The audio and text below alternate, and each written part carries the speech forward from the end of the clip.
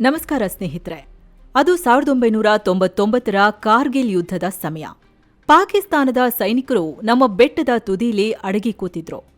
ಅವರ exact location ಬೇಕು ಅಂತ ನಮ್ಮ ಸೇನೆ ಅಮೆರಿಕಾದ ಹತ್ರ GPS ಡೇಟಾ ಕೇಳಿದ್ರೆ ಅಮೆರಿಕ ನಮ್ಗೆ ಡೇಟಾ ಕೊಡಲ್ಲ ಅಂತ ಮುಖದ ಮೇಲೆ ಬಾಗ್ಲು ಹಾಕಿತ್ತು. ಅವತ್ತು ನಮ್ಮ ಸೇನೆಗೆ ಎದುರಾದ ಆ ದೊಡ್ಡ ಅಸಹಾಯಕತೆ ಇಸ್ರೋದ ಒಳಗೆ ಒಂದು ದೊಡ್ಡ ಬೆಂಕಿನೇ ಹೊತ್ತಿಸಿತ್ತು. ನಮ್ದೇ ಆದ ಸ್ವಂತ ನ್ಯಾವಿಗೇಷನ್ ಸಿಸ್ಟಮ್ ಕಟ್ಟೇ ತೀರ್ತೀವಿ ಅಂತ ಇಸ್ರೋ ಶಪಥ ಮಾಡಿತ್ತು. ಅದೇ ಸೇಡಿನ ಬೆಂಕಿಯಲ್ಲಿ ಹುಟ್ಟಿದ್ದೆ ನಮ್ಮ ಹೆಮ್ಮೆಯ ನಾವಿಕ್ ಅಥವಾ ಸ್ವದೇಶಿ GPS. ಆದ್ರೆ ಇವತ್ತು 26 ವರ್ಷದ ನಂತರ ಒಂದು ಶಾಕಿಂಗ್ ನ್ಯೂಸ್ ಬಂದಿದೆ. ನಾವು ನಂಬಿದ್ದ ಆ ಸ್ವದೇಶಿ GPS ಇವತ್ತು ಫೇಲ್ ಆಗ್ತಿದ್ಯಾ? ಹೌದು. ಸುಮಾರು $525 ಮಿಲಿಯನ್ ಸುರಿದು 11 ಸ್ಯಾಟಲೈಟ್ಗಳನ್ನ ಲಾಂಚ್ ಮಾಡಿದ್ರು. ಇವತ್ತು ಆಕಾಶದಲ್ಲಿ ಉಸಿರಾಡ್ತಿರೋದು ಬರೀ 3 ಸ್ಯಾಟಲೈಟ್ ಮಾತ್ರ. ಹಾಗಿದ್ರೆ ಯಾಕೆ ಮಾರ್ಚ್ 2026ರಲ್ಲಿ ಇಸ್ರೋಗೆ ಆದ ಆ ಬಿಗ್ ಆಘಾತವಾದ್ರೂ ಏನು? 600 ಕೋಟಿ ರೂಪಾಯಿಯ ಆ ಪ್ರಾಜೆಕ್ಟ್ ಮಣ್ಣು ಪಾಲಾಯ್ತಾ? ಏನಿದು ನಾವಿಕ್ ಕ್ರೈಸಿಸ್? ಬನ್ನಿ ಇವತ್ತಿನ ವಿಡಿಯೋದಲ್ಲಿ ಕಂಪ್ಲೀಟ್ ಡೀಟೇಲ್ಸ್ ನೋಡೋಣ. ಕಾರ್ಗಿಲ್ನ ಆ ಸೇಡು ಮತ್ತು ನಾವಿಕ್ ಹುಟ್ಟಿದ ಕಥೆ. ಸ್ನೇಹಿತರೆ, ಕಾರ್ಗಿಲ್ ಯುದ್ಧದಲ್ಲಿ ಅಮೆರಿಕ ನಮಗೆ ಕೊಟ್ಟ ಆ ಪೆಟ್ಟು ಒಂದು ದೊಡ್ಡ ಪಾಠ ಕಲಿಸಿತ್ತು. ಯುದ್ಧದ ಟೈಮ್ನಲ್ಲಿ ಬೇರೆ ದೇಶದವರ ಮೇಲೆ ಡಿಪೆಂಡ್ ಆಗೋದು ಎಷ್ಟೊಂದು ಡೇಂಜರ್ ಅಂತ ನಮಗೆ ಅರ್ಥ ಆಗಿತ್ತು. ಆಗ ಶುರುವಾದದ್ದೇ IRNSS ಪ್ರಾಜೆಕ್ಟ್, ಅಂದ್ರೆ Indian regional navigation satellite system. ಇದನ್ನೇ ನಾವು ಇವತ್ತು ನಾವಿಕ್ ಅಂತ ಕರೆಯೋದು. ಇದರ ಲೆಕ್ಕಾಚಾರ ಹೇಗಿತ್ತು ಅಂದ್ರೆ, ಭೂಮಿಯಿಂದ ಸುಮಾರು 35,786 ಕಿಲೋಮೀಟರ್ ಎತ್ತರದಲ್ಲಿ 7 ಸ್ಯಾಟಲೈಟ್ಗಳನ್ನ ನಿಲ್ಲಿಸೋದು. ಈ 7 ಸ್ಯಾಟಲೈಟ್ಗಳು ಸೇರಿ ಇಡೀ ಭಾರತದ ಮೇಲೆ ಹದ್ದಿನ ಕಣ್ಣಿಡಬೇಕು. ಕೇವಲ ಭಾರತ ಮಾತ್ರ ಅಲ್ಲ, ನಮ್ಮ ಬಾರ್ಡರ್ನಿಂದ ಆಚೆಗೆ 1,500 ಕಿಲೋಮೀಟರ್ ವರೆಗೂ, ಅಂದ್ರೆ ಹಿಂದೂ ಮಹಾಸಾಗರ, ದಕ್ಷಿಣ ಏಷ್ಯಾ, ಮಿಡ್ಲ್ ಈಸ್ಟ್ ವರೆಗೂ ಇದರ ಕವರೇಜ್ ಇರಬೇಕು ಅನ್ನೋದು ಪ್ಲಾನ್. ಇದಕ್ಕಾಗಿ ಇಸ್ರೋಗೆ ಅಪ್ರೂವ್ ಆದ ಬಜೆಟ್ ಬರೋಬರಿ $2,250 ಕೋಟಿ ರೂಪಾಯಿ, ಅಂದ್ರೆ $525 ಮಿಲಿಯನ್. ಸಾಮಾನ್ಯ ಜನರಿಗೆ 10 ಮೀಟರ್ ಅಕ್ಯುರಸಿ ಸಿಕ್ಕರೆ ನಮ್ಮ ಮಿಲಿಟರಿಗೆ, ಸೇನೆಗೆ ಅದಕ್ಕಿಂತ 10 ಪಟ್ಟು ಹೈ ಕ್ವಾಲಿಟಿ ಸೆಕ್ಯೂರ್ ಸಿಗ್ನಲ್ ಸಿಗ್ಬೇಕು ಅನ್ನೋದು ಇದರ ಉದ್ದೇಶ. ಪ್ಲಾನ್ ಏನೋ ಸಖತ್ತಾಗಿತ್ತು. ಸ್ಯಾಟಲೈಟ್ಗಳು ಕೂಡ ಲಾಂಚ್ ಆದ್ವು. ಆದ್ರೆ ಈ ಸ್ಯಾಟಲೈಟ್ಗಳ ಒಳಗೆ ಇರೋ ಒಂದು ಹೃದಯ ಇದೆಯಲ್ಲ, ಅದೇ ಇಸ್ರೋಗೆ ಕೈ ಕೊಟ್ಟಿತ್ತು. ನ್ಯಾವಿಗೇಷನ್ನ ಹೃದಯವೇ ನಿಂತೋಯ್ತು. ನಾವಿಕ್ ಆಗ್ಲಿ GPS ಆಗ್ಲಿ ಲೊಕೇಶನ್ ಟ್ರ್ಯಾಕ್ ಮಾಡೋಕೆ ಅತಿ ಮುಖ್ಯವಾಗಿ ಬೇಕಾಗಿರೋದು ಕ್ಯಾಮ್ರಾ ಅಲ್ಲ, ಬದಲಾಗಿ ಟೈಮಿಂಗ್. ಪ್ರತಿ ಸ್ಯಾಟಲೈಟ್ನಲ್ಲೂ ರುಬಿಡಿಯಂ ಅಟಾಮಿಕ್ ಕ್ಲಾಕ್ ಅಂತ ಇರುತ್ತೆ. ಇದು ಎಷ್ಟು ಪವರ್ಫುಲ್ ಅಂದ್ರೆ 1 ಸೆಕೆಂಡ್ಗೆ ಸುಮಾರು 6.8 ಬಿಲಿಯನ್ ಬಾರಿ ಮಿಡಿಯುತ್ತೆ. ಇದು ಎಕ್ಸಾಕ್ಟ್ ಟೈಮ್ ಅನ್ನ ಭೂಮಿಗೆ ಕಳಿಸುತ್ತೆ. ನಮ್ಮ ಫೋನ್ ಆ ಸಿಗ್ನಲ್ ಅನ್ನ ರಿಸೀವ್ ಮಾಡುತ್ತೆ. ಬೆಳಕಿನ ವೇಗ ಲೆಕ್ಕ ಹಾಕಿ ಆ ಸಿಗ್ನಲ್ ಎಷ್ಟು ಟೈಮ್ಗೆ ನಮ್ಮನ್ನ ತಲುಪ್ತು ಅನ್ನೋದ್ರ ಮೇಲೆ ನಮ್ಮ ಲೊಕೇಶನ್ ಟ್ರ್ಯಾಕ್ ಆಗತ್ತೆ. ಇಲ್ಲಿ ಲೆಕ್ಕಾಚಾರ ಎಷ್ಟು ಪಕ್ಕಾ ಇರಬೇಕು ಅಂದ್ರೆ 1 ಮೈಕ್ರೋ ಸೆಕೆಂಡ್, ಅಂದ್ರೆ ಸೆಕೆಂಡಿನ 1,00,000 ಭಾಗ. ಟೈಮ್ ಮಿಸ್ ಆದ್ರೂ ಕೂಡ ಭೂಮಿ ಮೇಲೆ ನಮ್ಮ ಲೊಕೇಶನ್ ಸುಮಾರು 300 ಮೀಟರ್ ಚೇಂಜ್ ಆಗ್ಬಿಡುತ್ತೆ.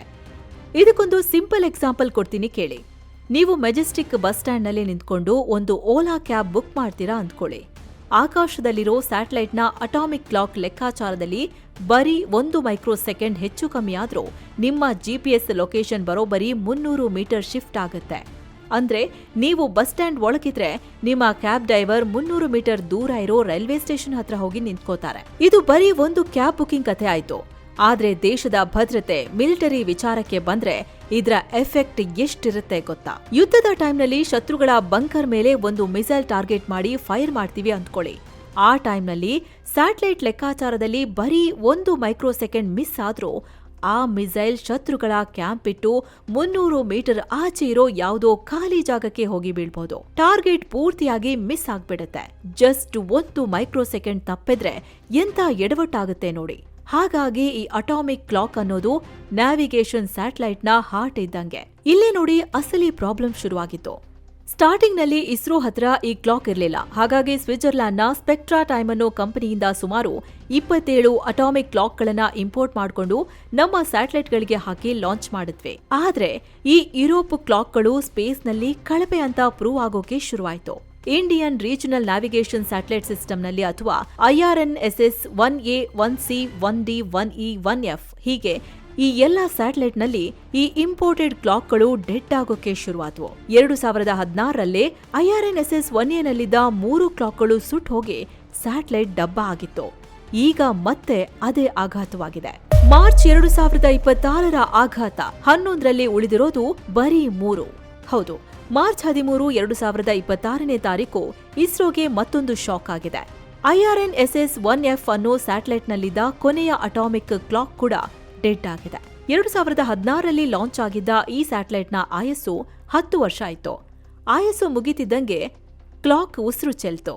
ಸ್ಯಾಟಲೈಟ್ ಮಾತ್ರ ಸ್ಪೇಸ್ನಲ್ಲಿದೆ, ಮೆಸೇಜ್ ಕೂಡ ಮಾಡುತ್ತೆ, ಆದ್ರೆ ಲೊಕೇಶನ್ ನ್ಯಾವಿಗೇಷನ್ ಮಾಡೋಕೆ ಆಗ್ತಿಲ್ಲ. ಇದು ಯಾಕೆ ಇಷ್ಟು ದೊಡ್ಡ ಕ್ರೈಸಿಸ್ ಅಂತ ನೀವು ಕೇಳ್ಬೋದು. ನ್ಯಾವಿಗೇಷನ್ ಜಗತ್ತಿನಲ್ಲಿ ಒಂದು ರೂಲ್ ಆಫ್ 4 ಅಂತ ಇದೆ. ಯಾವುದೇ ಒಂದು ಪರ್ಫೆಕ್ಟ್ 3D ಲೊಕೇಶನ್ ಅಂದ್ರೆ ಲ್ಯಾಟಿಟ್ಯೂಡ್, ಲಾಂಗಿಟ್ಯೂಡ್ ಮತ್ತು ಹೈಟ್ ಗೊತ್ತಾಗಬೇಕು ಅಂದ್ರೆ ಸ್ಪೇಸ್ನಲ್ಲಿ ಮಿನಿಮಮ್ 4 ಸ್ಯಾಟಲೈಟ್ಗಳು ಕೆಲಸ ಮಾಡ್ತಲೇ ಇರಬೇಕು. ಆದ್ರೆ ಈ IRNSS-1F ಡೆಡ್ ಆದ್ಮೇಲೆ ಇವತ್ತು ನಾವಿಕ್ ಹತ್ರ ಪೂರ್ತಿಯಾಗಿ ಲೊಕೇಶನ್ ಟ್ರ್ಯಾಕ್ ಮಾಡೋಕೆ ರೆಡಿ ಇರೋದು 1B, 1I ಮತ್ತು ಹೊಸದಾಗಿ ಲಾಂಚ್ ಆಗಿದ್ದ NVS-01. ಅಂದ್ರೆ ಟೋಟಲ್ ಬರೀ 3 ಸ್ಯಾಟಲೈಟ್ ಮಾತ್ರ. 4 ಬೇಕಿರೋ ಜಾಗದಲ್ಲಿ 3 ಇದ್ರೆ ಏನಾಗುತ್ತೆ? ಲೊಕೇಶನ್ ಸರ್ವಿಸ್ಗಳು ಡೌನ್ ಆಗತ್ತೆ. ನಾವಿಕ್ ಸಿಸ್ಟಮ್ ಅಫಿಷಿಯಲ್ ಆಗಿ ಆಪರೇಷನಲ್ ಲೆವೆಲ್ಗಿಂತ ಕೆಳಗೆ ಬಿದ್ದಿದೆ ಅಂತಾನೆ ಅರ್ಥ. ಇಸ್ರೋಗೆ ಬೆನ್ನಿಗೆ ಪೆಟ್ಟು, 600 ಕೋಟಿ ರೂಪಾಯಿ ನಷ್ಟ. 2017ರಲ್ಲೇ ಹಳೆ ಸ್ಯಾಟಲೈಟ್ ರಿಪ್ಲೇಸ್ ಮಾಡೋಕೆ ಅಂತ PSLV C-39 ಅನ್ನ ಭಾರತ ಲಾಂಚ್ ಮಾಡಿತು. ಆದ್ರೆ ರಾಕೆಟ್ನ ಹೀಟ್ ಶೀಲ್ಡ್ ಓಪನ್ ಆಗದೆ ಸ್ಯಾಟಲೈಟ್ ರಾಕೆಟ್ ಒಳಗೆ ಸಿಕ್ಕಾಕೊಂಡು ಫೇಲ್ ಆಯ್ತು. ಅದಾದ್ಮೇಲೆ ಇತ್ತೀಚೆಗೆ NVS-02 ಅನ್ನೋ ಸೆಕೆಂಡ್ ಜನರೇಷನ್ ಸ್ಯಾಟಲೈಟ್ ಲಾಂಚ್ ಮಾಡಿದ್ವಿ. ಇದರ ಬಜೆಟ್ 600 ಕೋಟಿ ರೂಪಾಯಿ. ಆದ್ರೆ ಇದು ಕೂಡ ಫೇಲ್ ಆಯ್ತು. ಅದು ಬರೀ ಒಂದು ಸಣ್ಣ ಲೂಸ್ ಕನೆಕ್ಷನ್ ಇಂದ. ಟೆಕ್ನಿಕಲಿ ಆಗಿ ಹೇಳ್ಬೇಕು ಅಂದ್ರೆ ಸ್ಯಾಟಲೈಟ್ ಸ್ಪೇಸ್ಗೆ ಹೋದ್ಮೇಲೆ ಅದರ ಎಂಜಿನ್ ಸ್ಟಾರ್ಟ್ ಮಾಡೋಕೆ ಪೈರೋ ವಾಲ್ವ್ ಅನ್ನೋ ಸಿಸ್ಟಮ್ ಇರುತ್ತೆ. ಇಲ್ಲಿಂದ ಸಿಗ್ನಲ್ ಹೋದ್ರೆ ಮಾತ್ರ ವಾಲ್ವ್ ಓಪನ್ ಆಗಿ ಫ್ಯೂಯಲ್ ಇಂಜಿನ್ಗೆ ಹೋಗಿ ಬೆಂಕಿ ಹತ್ಕೊಳ್ಳೋದು. ಆದ್ರೆ ಈ NVS-02 ಲಾಂಚ್ ಆದಾಗ ಎಲೆಕ್ಟ್ರಿಕಲ್ ಕನೆಕ್ಟರ್ ನಲ್ಲಿ ಒಂದು ಸಣ್ಣ ಲೂಸ್ ಕನೆಕ್ಷನ್ ಆಗಿ ಆ ಇಗ್ನಿಷನ್ ಸಿಗ್ನಲ್ ಪಾಸ್ ಆಗ್ಲೇ ಇಲ್ಲ. ಸೇಫ್ಟಿಗೆ ಅಂತ ಇಟ್ಟಿದ್ದ ಬ್ಯಾಕಪ್ ಕನೆಕ್ಟರ್ ಕೂಡ ಕೆಲಸ ಮಾಡ್ಲಿಲ್ಲ. ಸೊ ವಾಲ್ವ್ ಓಪನ್ ಆಗ್ಲಿಲ್ಲ, ಇಂಜಿನ್ ಆನ್ ಆಗ್ಲಿಲ್ಲ. ಆ 600 ಕೋಟಿ ರೂಪಾಯಿಯ ಸ್ಯಾಟಲೈಟ್ ಯಾವ ಕೆಲ್ಸಕ್ಕೂ ಬಾರದೆ ಟ್ರಾನ್ಸ್ಫರ್ ಆರ್ಬಿಟ್ ನಲ್ಲಿ ಅನಾಥವಾಗಿ ಉಳಿದು ಬಿಡ್ತು. ಸ್ನೇಹಿತರೆ, ಇದೆಲ್ಲ ಬರೀ ತಪ್ಪಲ್ಲ, ನಾವು ಒಂದು ದೇಶವಾಗಿ ಮಾಡ್ತಿರೋ ಬ್ಲಂಡರ್. ಈ ತರ ಫೇಲ್ ಆಗ್ತಿರೋದ್ರಿಂದ ಒಂದ್ ಕಡೆ ನಮ್ಮ ಮಿಲಿಟರಿಗೆ ಬಾರ್ಡರ್ ನಲ್ಲಿ ಟ್ರ್ಯಾಕ್ ಮಾಡೋಕೆ ಸೆಕ್ಯೂರ್ ಸಿಗ್ನಲ್ ಸಿಗಲ್ಲ, ಮತ್ತೆ ನಾವು ಅಮೆರಿಕಾದ GPS ಮೇಲೆ ಡಿಪೆಂಡ್ ಆಗ್ಬೇಕಾಗತ್ತೆ. ಇನ್ನೊಂದ್ ಕಡೆ ನಮ್ಮ ಇಂಡಿಯನ್ ರೈಲುಗಳು ಎಲ್ಲಿವೆ ಅಂತ ರಿಯಲ್ ಟೈಮ್ ಟ್ರ್ಯಾಕ್ ಮಾಡೋಕೆ 2 ರೈಲುಗಳು ಡಿಕ್ಕಿ ಹೊಡೆಯೋದನ್ನ ತಪ್ಪಿಸೋಕೆ ಇವತ್ತು ನಾವಿಕನ್ನೇ ಬಳಸ್ತಿದ್ದಾರೆ. ಅದೇ ರೀತಿ 2023ರಲ್ಲೇ ನಮ್ಮ ಸರ್ಕಾರ ಶಿಯೋಮಿ, ರಿಯಲ್ಮಿ, ಆಪಲ್, ಸ್ಯಾಮ್ಸಂಗ್ ತರಹದ ಮೊಬೈಲ್ ಕಂಪನಿಗಳಿಗೆ ನೀವು ಇಂಡಿಯಾದಲ್ಲಿ ಫೋನ್ ಮಾಡಬೇಕು ಅಂದ್ರೆ ಅದರಲ್ಲಿ ನಾವಿಕ್ ಚಿಪ್ ಇರಲೇಬೇಕು ಅಂತ ರೂಲ್ಸ್ ತಂದಿತ್ತು. ಆದ್ರೆ ಆಕಾಶದಲ್ಲಿ ನಾವಿಕ್ ಸಿಗ್ನಲ್ ವೀಕ್ ಇದ್ರೆ ನಮ್ಮ ಫೋನ್ನಲ್ಲಿ ನಾವಿಕ್ ಯಾವ ಕೆಲಸಕ್ಕೆ ಬರುತ್ತೆ? ಕಮರ್ಷಿಯಲ್ ಮಾರ್ಕೆಟ್ನಲ್ಲಿ ಈ ಸಿಸ್ಟಮ್ ಫ್ಲಾಪ್ ಆಗೋ ಚಾನ್ಸ್ ಇರುತ್ತೆ. ಇವತ್ತು ಗ್ಲೋಬಲ್ ಲೆವೆಲ್ನಲ್ಲಿ ನೋಡಿದ್ರೆ ಅಮೆರಿಕಾದ GPS ಹತ್ರ 31 ಆಪರೇಷನಲ್ ಸ್ಯಾಟಲೈಟ್ ಇವೆ, ಚೀನಾದ ಬೈಡೋ ಹತ್ರ 35 ಇವೆ, ಯುರೋಪ್ನ ಗೆಲಿಲಿಯೋ ಹತ್ರ 28 ಇದೆ, ರಷ್ಯಾದ ಗ್ಲೋನಾಸ್ ಹತ್ರ 24 ಇವೆ. ಆದ್ರೆ ನಮ್ಮ ಹತ್ರ ಇರೋದು ಟೋಟಲ್ 7. ಅದರಲ್ಲಿ ನ್ಯಾವಿಗೇಷನ್ ಮಾಡ್ತಿರೋದು ಬರೀ 3 ಸ್ಯಾಟಲೈಟ್ ಮಾತ್ರ. ನಮ್ಮ ನೆಟ್ವರ್ಕ್ ಚಿಕ್ಕದಾಗಿರೋದ್ರಿಂದ ಒಂದೇ ಒಂದು ಸ್ಯಾಟಲೈಟ್ ಫೇಲ್ ಆದ್ರೂ ಇಡೀ ಸಿಸ್ಟಮ್ ಮೇಲೆ ಪ್ರಭಾವ ಬೀರುತ್ತೆ. ಮುಂದೇನು? ಇಸ್ರೋದ ಹೊಸ ಪ್ಲಾನ್ ವರ್ಕ್ ಆಗತ್ತಾ? ಸದ್ಯ ಇಸ್ರೋ ಈಗ ಹೊಸ ಪ್ಲಾನ್ ಮಾಡ್ಕೊಂಡಿದೆ.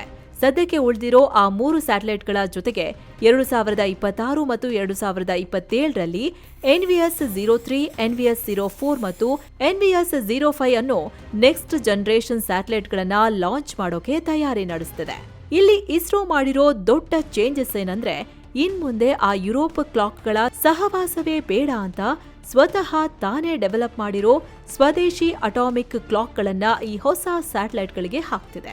ಪದೇ ಪದೇ ಕ್ಲಾಕ್ಗಳು ಫೇಲ್ ಆಗ್ತಿರೋದ್ರಿಂದ ಸೇಫ್ಟಿಗೆ ಅಂತ ಒಂದು ಸ್ಯಾಟಲೈಟ್ನಲ್ಲಿ ಬರೋಬ್ಬರಿ 5 ಅಟಾಮಿಕ್ ಕ್ಲಾಕ್ಗಳನ್ನ ಹಾಕೋಕೆ ಪ್ಲಾನ್ ಮಾಡ್ತಿದೆ. ಇದರ ಜೊತೆಗೆ ಇನ್ನೊಂದು ಬದಲಾವಣೆ ಅಂದ್ರೆ ಹಳೆ ನಾವಿಕ್ ಸಿಗ್ನಲ್ಗಳು L5 ಮತ್ತು S ಬ್ಯಾಂಡ್ನಲ್ಲಿ ಬರ್ತಿತ್ತು. ಅದು ನಿಮ್ಮ ನಾರ್ಮಲ್ ಫೋನ್ಗಳಿಗೆ ಕನೆಕ್ಟ್ ಆಗ್ತಿರ್ಲಿಲ್ಲ. ಆದ್ರೆ ಈಗ ಬರೋ ಹೊಸ ಸ್ಯಾಟಲೈಟ್ಗಳಲ್ಲಿ L1 ಬ್ಯಾಂಡ್ ಅನ್ನ ಸೇರಿಸಿದ್ದಾರೆ. ಇದು ನಾರ್ಮಲ್ ಫೋನ್ಗಳು, ಕಡಿಮೆ ಪವರ್ ಇರೋ ಡಿವೈಸ್ಗಳಲ್ಲೂ ಕನೆಕ್ಟ್ ಆಗುತ್ತೆ ಅನ್ನೋ ಲೆಕ್ಕಾಚಾರ ಇದೆ. ಒಟ್ಟಲ್ಲಿ ಸದ್ಯಕ್ಕೆ ನಮ್ಮ ನಾವಿಕ್ ಸಿಸ್ಟಮ್ಗೆ ಭಾರತದ ಸ್ವದೇಶಿ GPS ಕನಸಿಗೆ ಒಂದು ದೊಡ್ಡ ಹೊಡೆತ ಬಿದ್ದಿರೋದು ಕಹಿಯಾದ್ರೂ ಒಪ್ಪಿಕೊಳ್ಳೇಬೇಕಾದ ಸತ್ಯ. ಇಸ್ರೋದ ಈ ಹೊಸ ಪ್ಲಾನ್, ಈ ಹೊಸ NVS ಸ್ಯಾಟಲೈಟ್ಗಳು ನಾವಿಕನ್ನ ಮತ್ತೆ ಸ್ಟ್ರಾಂಗ್ ಆಗಿ ಹಳಿಗೆ ತರುತ್ತಾ ಅಥವಾ ಈ ಬಿಕ್ಕಟ್ಟು ಹೀಗೆ ಮುಂದುವರಿಯುತ್ತಾ ಅನ್ನೋದನ್ನ ನಾವು ಕಾದ್ ನೋಡ್ಬೇಕಿದೆ. ಈ ಬಗ್ಗೆ ನಿಮ್ಗೇನ್ ಅನ್ಸುತ್ತೆ ಅನ್ನೋದನ್ನ ಕಮೆಂಟ್ ಮಾಡಿ ತಿಳಿಸಿ. ಇನ್ನೂ ಸಬ್ಸ್ಕ್ರೈಬ್ ಮಾಡದೇ ಇರೋರು ಸಬ್ಸ್ಕ್ರೈಬ್ ಮಾಡಿ. ಪಕ್ಕದಲ್ಲಿರೋ ಜಾಯಿನ್ ಬಟನ್ ಕ್ಲಿಕ್ ಮಾಡೋ ಮೂಲಕ ಆಸಕ್ತ ವೀಕ್ಷಕರು ಮಸ್ತ್ ಮಗ ಪ್ರೀಮಿಯಂ ಮೆಂಬರ್ಸ್ ಆಗ್ಬೋದು.